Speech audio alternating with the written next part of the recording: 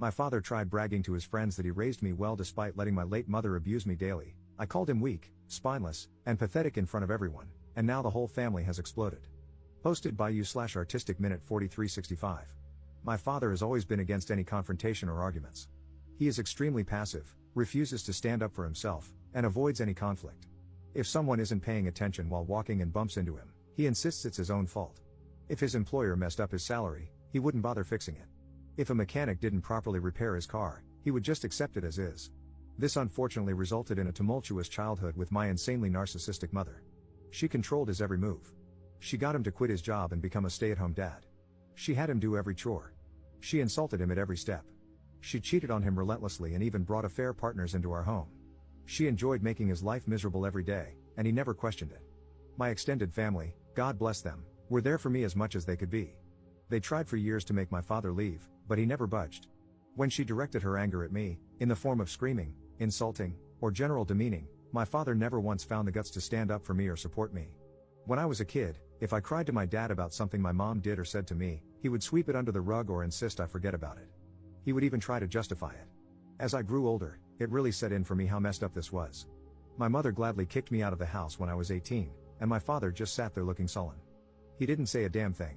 I joined the Air Force almost immediately and got stationed on the other side of the country. The dynamic was awful, and I could have easily gone down the incel route if not for therapy and the amazing people I met along the way. It took years for me to get into a better mental space. I was filled with hatred. My mother left my father 2 years after I got stationed and utterly destroyed him in the divorce. She was unalived a year later in a DUI with one of her affair partners. I took a lot of joy in hearing that it took her hours to unalive, and that's when I knew I really needed help to process things. I'm almost 30 now, have a girlfriend who is perhaps the best thing to ever happen in my life, and she fully understands the situation with my family. I have learned not to allow myself to be consumed with anger and resentment by my past, or so I thought, and instead put that energy toward my future. I have been extraordinarily low contact, nearly no contact, with my father since I left. As much as I try, I cannot make that connection with him. I recently went to a family reunion and brought my girlfriend with me. My father was there since it was his side of the family. They have many issues with him, but he's family, so whatever, I guess. I made sure to avoid him. I was chatting with my uncles when I heard my father talking in the background. He was discussing how a co-worker of his was going through a divorce after discovering his wife was having an affair and was positioned to have a very favorable outcome. My father remarked that his co-worker should work to forgive his wife and, in his own words, set a good example for unity and forgiveness, and how he believed he had set a great example for me in that regard. I swear it was like a switch went off in my head, and I was mentally back to being that rage-filled 18-year-old. All these years, and he never learned a damn thing. I turned to him and asked if he was effing serious. He looked at me and started to stutter. I know the next minute was pure word vomit, and I can't relay it perfectly, but to sum it up, I shouted that he was a pathetic father, a pathetic man, that his family all knows he's a disgrace of a human being who would rather let his son be treated like crap than defend him because he's a effing coward. No one would ever see him as an example to live by, his wife would rather sleep with half the neighborhood than even touch him, and he should never ever believe anyone respects him. I began to derail and ramble between my shouting, and my girlfriend quickly took me out and drove me home. It was insane how quickly being away from him made me feel better. She just held me when we got back and told me it was okay. Again, she's the best thing to ever happen to me. I was ashamed of how I lost it and am now going to resume therapy, that's a given. However, I'm glad I finally unloaded what always needed to be said onto him. Extended family is pretty mixed in their reactions. His brothers, my uncles, said it was time for him to hear it from me. My grandparents are pissed that I did it in front of the entire extended family, with some saying I should have done it behind closed doors instead of in front of everyone. Relevant comments. Commenter. All I can say, based on your post and this interaction, is that your anger is deeply misguided. You're failing to recognize the truly horrifying thing. You're behaving like the very mother you should actually hate. Ops response. Oh, trust me, I fully hate her as well, but she's gone, and there's no use holding a grudge against a dead person. I had hoped, though, that after his son made him an outsider in his life, his family openly joked to his face about his failings as a father, his ex-wife drained him of everything and left him starting over in a one-bedroom apartment, and his friends slowly left him one by one out of embarrassment, that maybe, just maybe, he would have had at least one moment to reflect and consider that he should have done things differently. Update 2 days later. Thanks for the advice and recommendations, even among some of the responses calling me the jerk. However, some of them needed to be addressed because they were either hilarious or cringe-worthy. Some of the responses were very angry, and they confused me at first, until I saw their comments further down or checked their profiles and saw rants about double standards or complete non-sequitur ramblings about women. So yeah, not helpful advice, but they served as great dark reflections of how I could have turned out if not for the support in my life. Some attempted to portray my dad as a humble, kind, caring, sensitive old man, and made it seem like I was just being a big bully. This was a good insight into how enablers of abuse get away with so much in today's world, because so many people forget that they are part of the abuse themselves. Others tried to mentally dissect me or have a gotcha moment to pull apart my story. That was generally asinine, and I had to step away from those before they asked for my cranial measurements or something. So, it was pretty much the next morning when I realized I needed to address the events of the night before. I first spoke to my girlfriend and gave a sincere apology for having her see me like that. She reassured me that nothing was wrong. She's known me for years, has always known me to be level-headed, and understands why I snapped. She has her own history of dealing with narcissistic families, so she absolutely understands the dynamic. She only really suggested that it would be best to work on spending time around my extended family since my father will always be there. I told her not to worry, that I would immediately talk to them afterward to figure that out. So, that part's fine. I may have looked kind of like a jerk in front of her, but I'm making sure that doesn't happen again.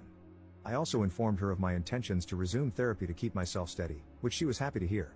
I called my grandparents and sincerely apologized for putting such a sore dent in their family reunion. I told them it wasn't appropriate, and while it felt good to say those things to him, it should have been done privately, not in front of everyone. I also explained that going forward, as much as I love spending time with them, since the family always gathers as one group, which includes my father, I need to distance myself occasionally until I feel comfortable being around him again. I reassured them that I'm not, nor would I ever, establish an ultimatum or make demands of them. Either way, I just need to step back for now. I guess during my apology and explanation, I was kind of going on a tangent because my grandfather interrupted me to tell me to calm down. He explained that after I left, people started to separate or slowly leave, and eventually, they were able to talk to my father one-on-one. Apparently, seeing me freak out led to my grandmother having a mini freak out of her own when she spoke to my father, which resulted in her kicking him out.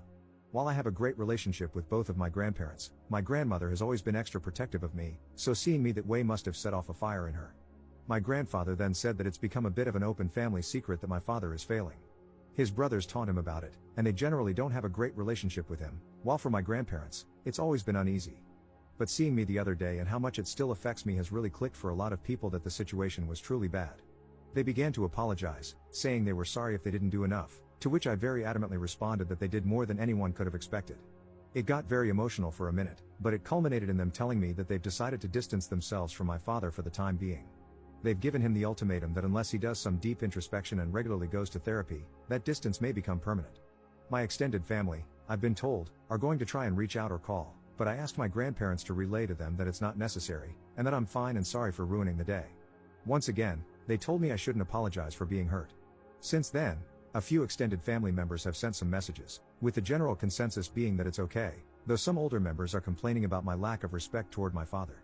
And finally, I texted my father, hoping to meet at a local coffee shop for a final talk. When I met him, he didn't look good. I think his parents tearing into him finally got the message through. I had so many things I could have said, but instead, I asked him first if his coworker took the advice he gave him well. He just said that neither the coworker nor several others interact with him anymore. I then asked if he truly, 100% believes that everything he did for me as a child was for my benefit. He didn't really say anything. Finally, I asked if he has any regrets about how I was treated as a child and whether he thinks he did anything wrong. He looked utterly defeated and mumbled that he could have done more. I could have poked and prodded or gone on another rant, but instead, I told him this should be goodbye, and I hope he gets the help he needs. I think finally unloading my frustrations was what I needed to be able to move on and find peace. I absolutely need to stay on track with therapy and admit that a public outburst wasn't okay, but I think I'll be fine now. Second update 3 weeks later. Things have progressed over the last couple of weeks, and I now have broader context about my family.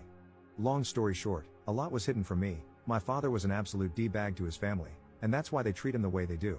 I received a lot of feedback, and one thing that stood out was people questioning whether my extended family could have contributed to the abuse, which could explain why my father was so feeble. Since I've been trying to work on my relationship with my family, I figured it was time to ask the hard questions before going further. I met with my dad's brothers, who invited me out to a popular lunch spot. For context and clarity, Dale is the oldest brother, he is married and has a daughter and a son. My father is the second oldest, self-explanatory. John is the second youngest, also married with a son, and Bill is the youngest, married with 3 daughters. So, we met up, and I ripped the band-aid off by asking about my father growing up, what he was like beyond the basics I knew, and what's really going on with their relationship. Dale sighed and basically summed up that, besides what I already know, there's a lot of backstory I'm unfamiliar with that they never shared because it was never the right time or place. What I've always known is that my father was fairly normal when he was young. He was a little shy but fantastic academically, played sports occasionally, and had a close-knit relationship with his brothers. However, everything started going downhill when he met my mom during his junior year of high school. What I didn't know was that my father was a guiding figure for his two younger brothers and was generally seen as one of the nicest people, with a bright future ahead of him. My grandparents adored him, and he even became a bit of a golden child, but no one minded because of how well he treated everyone. The reason his family doesn't respect him now is due to how his behavior changed once my mother became attached to him. It started out simply: my mother acted rude and distant toward the family. They weren't huge fans of her, but since my father loved her, they tolerated it. She became possessive, slowly isolating my father and convincing him to give up his ambitions and goals. The family grew concerned and spent a long time trying to talk to him, urging him to leave her. My father didn't budge and began lashing out at them. When I was born, my extended family tried to approach my father about my mother's attitude. My father became angry and even threatened to report them for harassment. He was in complete denial about her behavior. When Dale's wife was struggling with fertility issues, my mother sent her appalling and cruel messages. Furious, Dale confronted my father, but instead of defending his sister-in-law, my father told Dale to drop it and even justified my mother's behavior. Dale punched him, and the situation nearly involved the police. From that point on, Dale hated him. John grew to despise my father when my mother insulted his son, who has mild physical disabilities. Instead of defending John's son, my father made a joke about what she said, which solidified John's hatred for him. Finally, Bill, who had always idolized my father, tried to tell him that my mother had made a pass at him and urged him to get a divorce. My father's response was a furious call filled with hate and words that completely severed their relationship. To sum it all up, the more time my father spent with my mother, the more he began to mirror her attitude. When my family saw signs of abuse toward me and tried to intervene, my father threatened to lie and accuse them of worse things. My mother had money and lawyers, and she could make their lives hell if they tried anything, and my father was fully willing to let her. They were stuck and could only do so much at a time. The older members of the family, like my grandparents, great-aunts, and uncles, believe in the traditional mindset of sticking together as a family no matter what, while the younger generations want to keep their distance from my father. They're all stuck between a rock and a hard place. There's more they told me, but it essentially boils down to the fact that my father chose to lay on the hill for my mom, ruining his relationships with his brothers in the process. And when she died and left him destroyed, he probably had to come to terms with the fact that it was all for nothing. My grandparents seem unwilling to accept that he's truly lost, or maybe they still hold out hope that he can fix his life. Who knows? It's been a lot to process, and my father confirmed all of this when he called me to ask about family therapy with us. I cut to the chase and asked if what I heard was true, and he said yes. I might have agreed to family therapy before, but now I have no idea. Notable comments. Commenter. You were basically your dad's meat shield throughout your entire childhood, and apparently, that was a pattern. Turns out, the man threw his own siblings under the bus as well. And now the idea is family therapy. If something is so deeply ingrained that he's willing to throw his child and siblings to the wolves just to maintain his own illusion, then I really don't think let's work on our relationship is the way forward. If anything, if I were you, I'd be very wary that this is just his latest attempt to let others take the heat while he stays out of the spotlight, pretending to be the good guy. Third update 2 weeks later. I came to the decision that it was time to cut off my father for good. The more I learned about who he was, the more I realized that nothing good would come from having him in my life. I'm also going to put some minor distance between myself and my extended family on his side until I can process things more. There's just a lot to work through there. I met up with my father one last time in a coffee shop to talk things over. I asked him one last time, why? Why did he do all this? Why did he let his wife treat everyone like crap? Why did he treat his family and me like crap for her? Why did he do all this? He tried to weasel his way out, but I absolutely demanded to know. And he basically answered that it was because he loved her. Yep, that was his stupid answer. He loved her and just clung to her no matter what she did. No matter how much she hurt him or others, he was an insecure man who latched onto the first woman who showed him attention. Even when she slowly destroyed his life, he thought it was better than trying again. I just got up and told him to fix his life, but I wouldn't be a part of it. I hope he has the sense to understand why.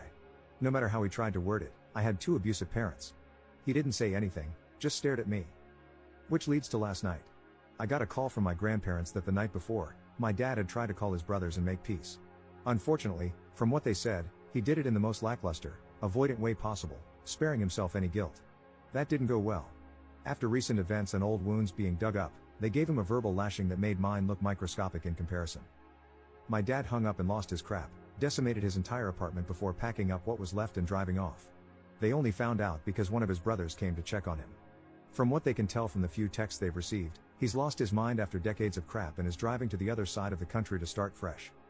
Also, from the minimal communication they've had with him, he's acting incredibly vile toward them, and they say he seems to be acting just like my mother. Edit. Things are progressing/spiraling very quickly, and I'm expecting this whole insanity parade to come to a conclusion within a few days at this rate. I won't make any real update until I have all the facts, but I'm just glad I made the decision to move on. Fourth update 3 months 2 weeks later. For those who stuck around, I'd say it's over and as wrapped up as it can be. My girlfriend/fiancé and I are getting married later this year. My father is alive. He lost his crap and spiraled, but a couple of weeks later, he came back. His apartment obviously barred him from returning and is pursuing legal and financial damages against him. He has no job anymore and is staying with my grandparents. He has hit rock bottom and has finally taken responsibility for his life, his choices, and his damaged relationships. It's too late for a lot of the family, but his parents are seemingly offering some help now that he's finally trying to fix things. However, the extended family as a whole has kind of blown up. My father became a mascot for deeper family issues that had been worsening over time. There are far too many to go over, but when he was finally called out, everyone realized there was no use in ignoring everything else going on. Minor feuds have formed, some people aren't speaking to each other, and some have entered marriage counseling and family therapy. People don't want to live by the but family mentality anymore. My fiancé and I have decided to distance ourselves. We were kind of disappointed, as we had hoped that since her family is insanely toxic, we could lean on mine. But I've come to realize mine has far too many issues to be reliable. Thankfully, we have a fantastic group of friends, so we'll be fine. And that's about it. I'm wrapping this up and moving on to a far less bitter lifestyle.